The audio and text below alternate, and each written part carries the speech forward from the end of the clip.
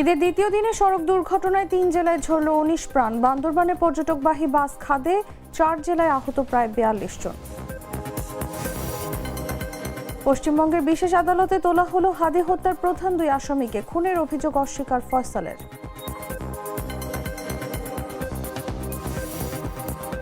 শেরপুরে পানির অভাবে ধুঁকছে গারো পাহাড় এলাকা। অকেজের ৭০% টিউবওয়েল। তীব্র পানির সংকট খাগড়াছড়িতেও, ঝুঁকিতে শতাধিক পরিবার। ৪৮ ঘন্টার মধ্যে হরমুজ প্রণালী খুলে দিতে ইরানকে ট্রাম্পের আলটিমেটাম। ইরানকে ধ্বংস করে দেওয়ার হুঁশিয়ারি। এবং জার্মান বুন্দেসলিগার শিরোপার দৌড়ে বায়ার্নের গোল উৎসব। ইউনিয়ন বার্লিনের ভরাডুবি। ম্যাচের নায়ক সার্জ জিনাব্রি।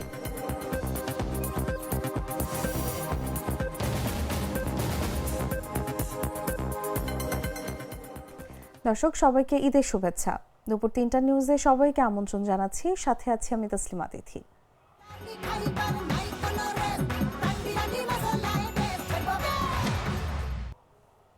চলে যাচ্ছি পুরো খবরে। কুমিল্লা, ফেনী ও হবিগঞ্জে সড়ক দুর্ঘটনায় ১৯ জন নিহত হয়েছেন। এছাড়া বান্দরবানে পর্যটকবাহী বাস খাদে পড়ে ১৭ জন আহত হয়েছেন। সব মিলিয়ে ৪ জেলায় সড়ক দুর্ঘটনায় আহত হয়েছেন প্রায় ৪২ জন। শনিবার গভীর রাত থেকে রোববার সকাল পর্যন্ত এসব দুর্ঘটনা ঘটে। কুমিল্লা সদর দক্ষিণ উপজেলায় যাত্রীবাহী বাস ও ট্রেনের সংঘর্ষে ১২ জন নিহত হয়েছেন। এই ঘটনায় আহত হয়েছেন অন্তত ২০ জন। তাদের কুমিল্লা মেডিকেল কলেজ হাসপাতাল সহ জেলার বিভিন্ন হাসপাতালে ভর্তি করা হয়েছে।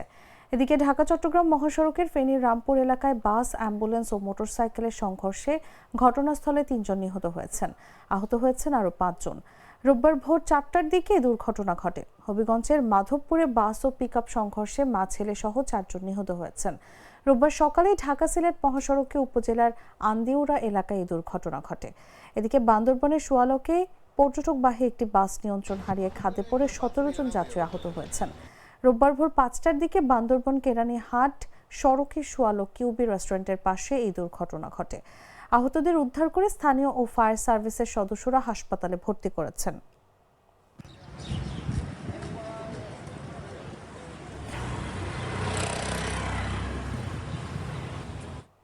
এদিকে কুমিল্লা সদর দক্ষিণে যাত্রীবাহী বাস ও ট্রেন সংঘর্ষের ঘটনায় নিহতদের পরিবারকে ২৫,০০০ টাকা করে আর্থিক সহযোগিতা ঘোষণা দিয়েছে জেলা প্রশাসক।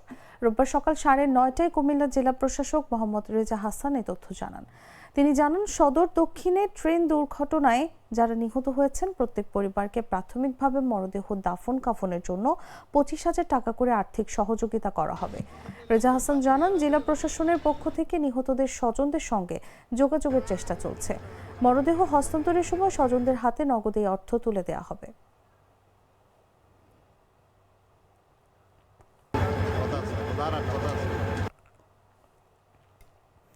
ইনকিলাব মঞ্চের আহ্বায়ক শহীদ শরীফ ওসমান বিন হাদি হত্যাকাণ্ডের প্রধান আসামি ফয়সাল করিম মাসুদ ও তার সহযোগী আলমগীর হোসেনকে আদালতে তোলা হয়েছে। রোববার বেলা ১২টার দিকে তাদের বিধাননগর বিশেষ আদালতে হাজির করানো হয়। এ সময় প্রধান আসামি ফয়সাল করিম মাসুদ দাবি করে তিনি এই কাজ করেননি। এ ধরনের কোনো কাজে তিনি ছিলেন না বলেও দাবি করেন।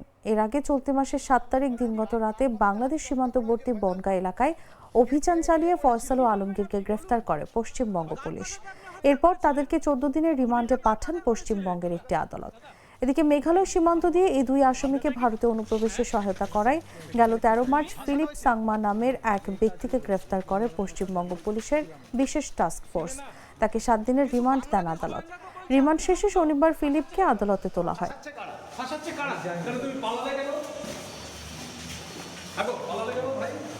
ভারতে বসে দুবাই ভিডিও বানিয়েছিলে যে আমি দুবাইতে আছি।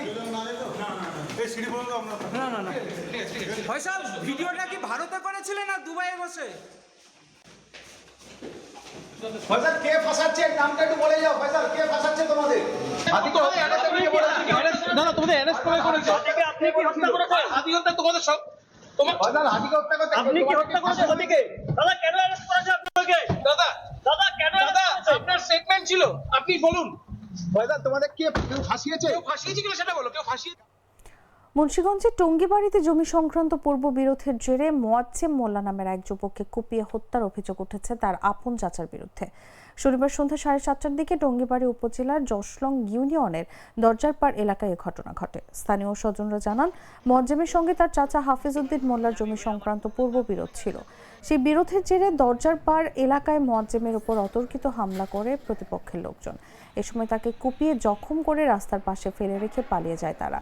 পরে স্থানীয় লোকজন আশঙ্কাজনক অবস্থায় তাকে উদ্ধার করে মুন্সিগঞ্জ জেনারেল হাসপাতালে নিয়ে গেলে জরুরি বিভাগের চিকিৎসকরা তাকে মৃত ঘোষণা করেন।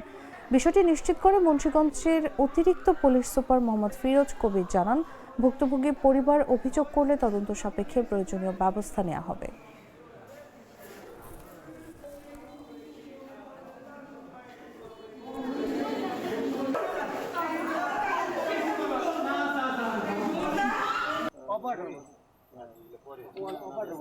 প্রাণ কফি ক্যান্ডি, কররা কফি, কঠিন স্বাদে, হাইকে বলো বাই।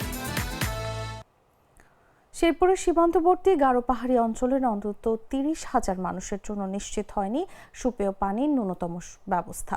শুষ্ক মৌসুম শুরু হতেই এই জনপদে শুরু হয় পানির জন্য হাহাকার। ভূগর্ভস্থ পানির স্তর 100 থেকে 120 ফুট নিচে নেমে যাওয়ায় অকেজো হয়ে পড়েছে সাধারণ টিউবওয়েল। নিরুপায় হয়ে স্থানীয়রা পুকুর, ঝর্ণা ও কুয়ার দূষিত পানি পান করছেন, যা স্বাস্থ্য ঝুঁকি বাড়িয়ে দিচ্ছে কয়েক গুণ। তবে বছরের পর বছর এমন সংকট থাকলেও সমাধানে দৃশ্যমান কোনো উদ্যোগ নেই জনস্বাস্থ্য অধিদপ্তরের। জনস্বাস্থ্য প্রকৌশল অধিদপ্তরের তথ্য মতে শুষ্ক মৌসুমে এই সীমান্ত অঞ্চলের 60 থেকে 70% টিউবওয়েল পুরোপুরি অকেজো হয়ে পড়ে। বেসরকারি সংস্থা SHRS এসব অঞ্চলে বিশুদ্ধ পানি নিয়ে কাজ করে। তারা বলছে, শ্রীবর্দী, ঝিনাইগাতি ও নালিতাবাড়ি উপজেলার প্রায় 20টি গ্রামের অন্তত 30,000 মানুষ কোনো না কোনোভাবে সুপেয় পানির অভাবে ভোগেন। তবে এ নিয়ে সরকারের বড় কোনো পরিকল্পনা এলাকায় নেই। এ বিষয়ে জেলা প্রশাসক তরফদার মাহমুদুর রহমান জাগো নিউজকে বলেন, শুষ্ক মৌসুমে পাহাড়ি জনপদে ভূগর্ভস্থ পানির স্তর নিচে নেমে যাওয়ায় পানির সংকট হয়। বিষয়টি জরিপ করে সংশ্লিষ্ট দপ্তরে অবগত করা হবে।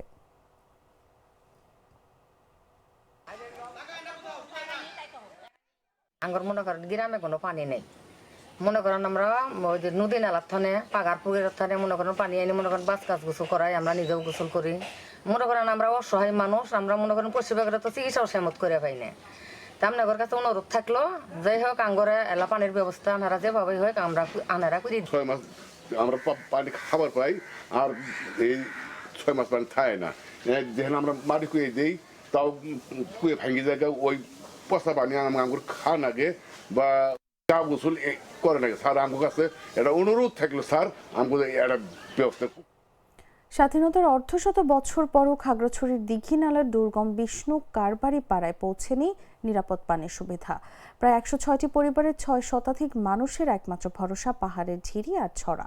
তবে শুকনো মৌসুমে এসব উৎস শুকিয়ে গেলে চরম দুর্ভোগে পড়েন পাড়ার বাসিন্দারা।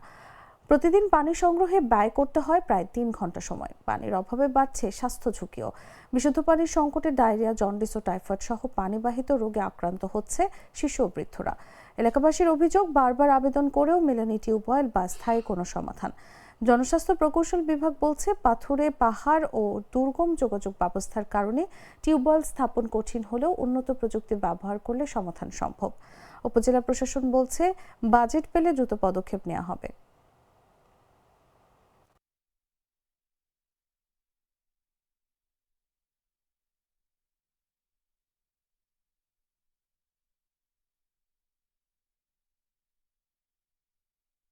তিন মাস পানি থাকে না, কেউ অনেক সময় পানি কম, ওই 3 মাসে একদম কম পানি থাকে না। এই জন্য আমাদের এলাকা কোনো টিউবওয়েল নাই, ওই কুয়া থেকে পানি নিতে সিরিয়াল নিতে হয়। আমাদের গ্রামে মূলত মেন সমস্যা হচ্ছে পানির জন্য। ভোর 5টা থেকে সিরিয়াল দাঁড়ায় রাত 10টা পর্যন্ত এখানে থাকতে হয়। একজন মহিলা পানি আনতে গেলে কমপক্ষে 3-4 ঘন্টা সময় লাগতেছে। পরিবার আছে, মূলত সবাই একটা কুয়ার উপর নির্ভরশীল, একটা কুয়া থেকে পানি খায়। ওগুলা ফাল্গুন চৈত্র 2 মাসে একটু পানির সংকট পড়ে।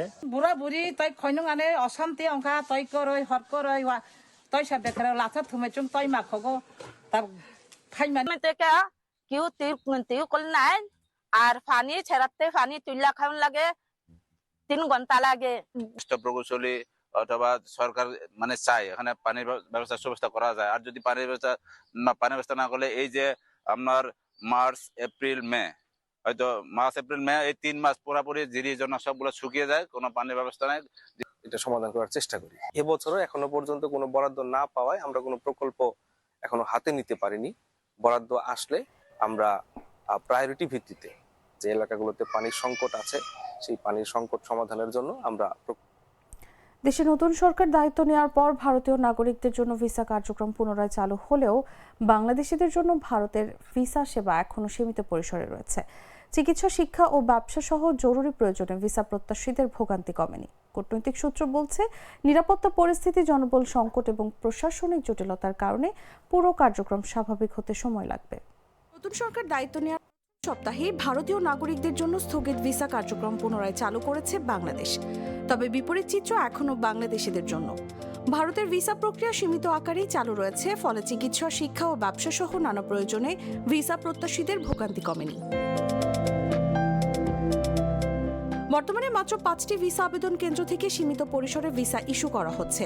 এর আগে দেশে 16টি কেন্দ্রে পূর্ণাঙ্গ কার্যক্রম থাকলেও রাজনৈতিক অস্থিরতা ও নিরাপত্তা উদ্বেগের কারণে তা বন্ধ হয়ে যায়। কূটনৈতিক সূত্র বলছে, নিরাপত্তা পরিস্থিতি, জনবল সংকট এবং প্রশাসনিক জটিলতার কারণে পুরো কার্যক্রম স্বাভাবিক হতে সময় লাগবে। ঢাকায় নিযুক্ত ভারতীয় হাই কমিশনার প্রণব ভার্মা জানান, ধাপে ধাপে ভিসা কার্যক্রম সম্প্রসারণের চেষ্টা চলছে।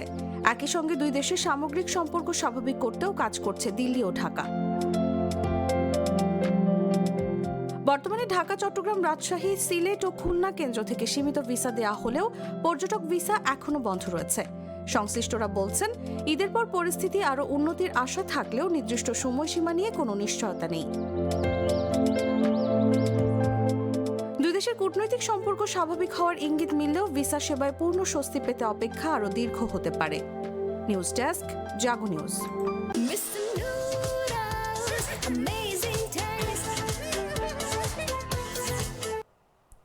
জানাবো আন্তর্জাতিক সংবাদ।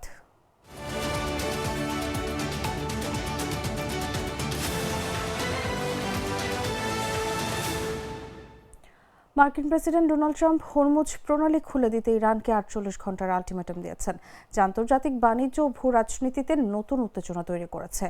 নির্ধারিত সময়ের মধ্যেই গুরুত্বপূর্ণ জলপথ উন্মুক্ত না হলে কঠোর পদক্ষেপ নেওয়ার হুঁশিয়ারিও দিয়েছেন তিনি। বিস্তারিত জাগো ডেস্ক রিপোর্টে।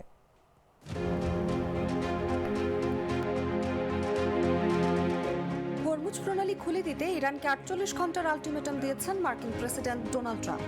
এই সময়ের মধ্যে বিশ্ব বাণিজ্যের জন্য অত্যন্ত গুরুত্বপূর্ণ এই রুট খুলে না দিলে ইরানকে ধ্বংস করে দেওয়ার হুঁশিয়ারি দিয়েছেন তিনি।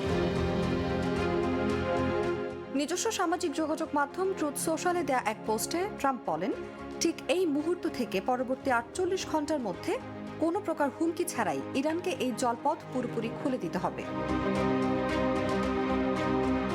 জিএমটি সময় অনুযায়ী ট্রাম্প শনিবার রাত 11:44 পোস্টে শেয়ার করেন। সেই হিসাব অনুযায়ী হরমুজ প্রণালী খুলে দেওয়ার জন্য ইরান সোমবার রাত 11:44 পর্যন্ত সময় পাচ্ছে। জিএমটির সঙ্গে বাংলাদেশের সময়ের ব্যবধান 6 ঘন্টা। সেই অনুযায়ী ট্রাম্পের দেয়া আলটিমেটামের শেষ সময় হবে বাংলাদেশ সময় অনুযায়ী 24 মার্চ ভোর 5:44।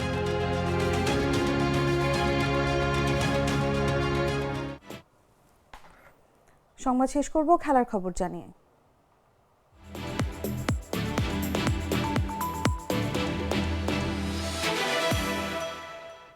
জার্মান বুন্দেসলিগার শিরোপার দৌড়ে আরও এক ধাপ এগিয়ে গেল বায়ার্ন মিউনিখ। নিজেদের মাঠে দাপুটে পারফরমেন্সে ইউনিয়ন বার্লিনকে 4-0 গোলে উড়িয়ে দিয়ে আবারও জয়ের ধারায় ফিরেছে তারা।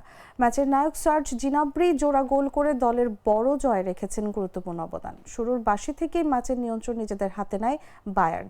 আক্রমণের পর আক্রমণে চাপে রাখে প্রতিপক্ষকে, কিন্তু প্রথমার্ধের শেষ মুহূর্ত পর্যন্ত গোলের দেখা পাচ্ছিল না তারা।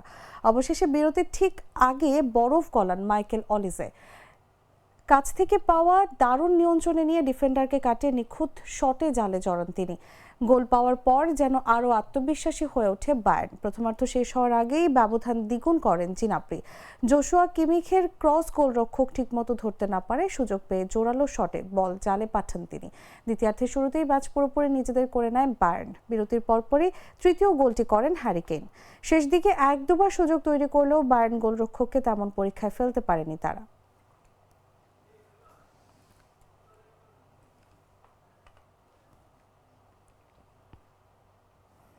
দর্শক, সংবাদ শেষ করার আগে শিরোনামগুলো জানিয়ে দিচ্ছি আরো একবার।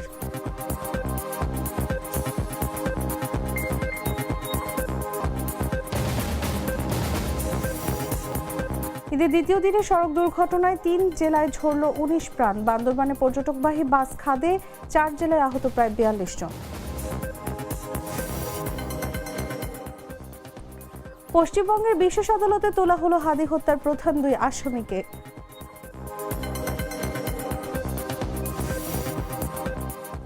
শেরপুরে পানির অভাবে ঝুঁকছে গারো পাহাড় এলাকা। অকেজো 70% টিউবওয়েল। তীব্র পানির সংকট খাগড়াছড়িতেও, ঝুঁকিতে শতাধিক পরিবার। 48 ঘন্টার মধ্যে হরমুজ প্রণালী খুলে দিতে ইরানকে ট্রাম্পের আলটিমেটাম। ইরানকে ধ্বংস করে দেওয়ার হুঁশিয়ারি। এবং জার্মান বুন্দেসলিগা শিরোপার দৌড়ে বায়ার্নের গোল উৎসব। ইউনিয়ন বার্লিনের ভরাডুবি। ম্যাচের নায়ক সার্জ জিনাব্রে।